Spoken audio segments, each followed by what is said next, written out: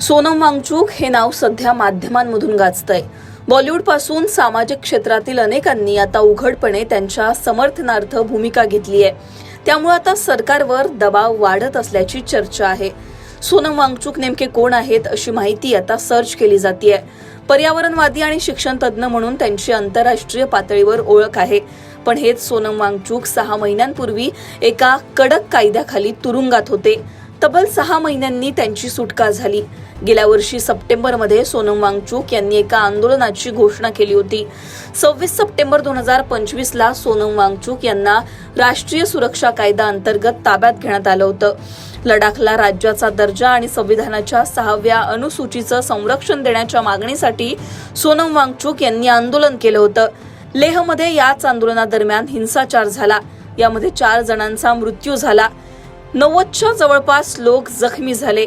या आंदोलनादरम्यान सार्वजनिक मालमत्तेचं नुकसान सुद्धा झालं होतं।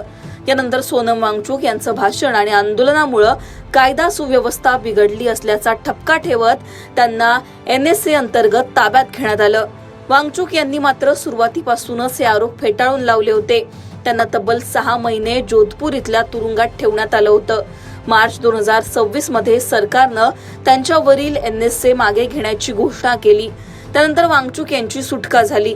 या दरम्यान सोनम वांगचुक यांच्या पत्नी गीतांजली आगमो यांनी सुप्रीम कोर्टात धाव घेतली। सुप्रीम कोर्टानं या संदर्भात सरकारला काही सवालही विचारले।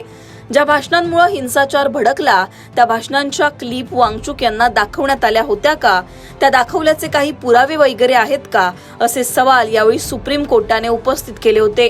पण यानंतर सरकारनंच लडाखमधली सर्व घटकांशी चर्चा करण्याकरता सोनम वांगचुक यांच्यावरील राष्ट्रीय सुरक्षा कायद्याअंतर्गत केलेली कारवाई मागे घेतली। तब्बल 6 महिन्यांच्या तुरुंगवासानंतर सोनम वांगचुक यांची जोधपूर तुरुंगातून सुटका झाली होती। सरकारनं निर्णय मागे घेण्यासाठी चर्चेचं कारण दिलं, पण सुप्रीम कोर्टात याचिका दाखल झाल्यानंतर सरकारनं माघार घेतली का, अशी ही चर्चा झाली। मार्चमध्ये तुरुंगातून सुटका झाल्यानंतर सोनम वांगचुक स्वस्थ बसले नाहीत। त्यांनी आता शिक्षण मंत्री धर्मेंद्र प्रधान यांच्या राजीनाम्यासाठी उपोषण सुरू केलंय। देशभरातील कोट्यवधी तरुणांना न्याय मिळावा, शिक्षण आणि परीक्षा पद्धती सुधारावी यासाठी वयाच्या 60व्या वर्षी ते उपोषण करतायत। सोनम वांगचुक यांची मागणी मान्य करून सरकार त्या तरुणांना न्याय देणार का, याकडे आता सगळ्यांचं लक्ष आहे। या सगळ्यांबद्दल तुम्हाला काय वाटतं? तुमची याबद्दलची मतं कमेंटमध्ये सांगा। लोकमतला सबस्क्राईब केलं नसेल तर सबस्क्राईब करायला विसरू नका।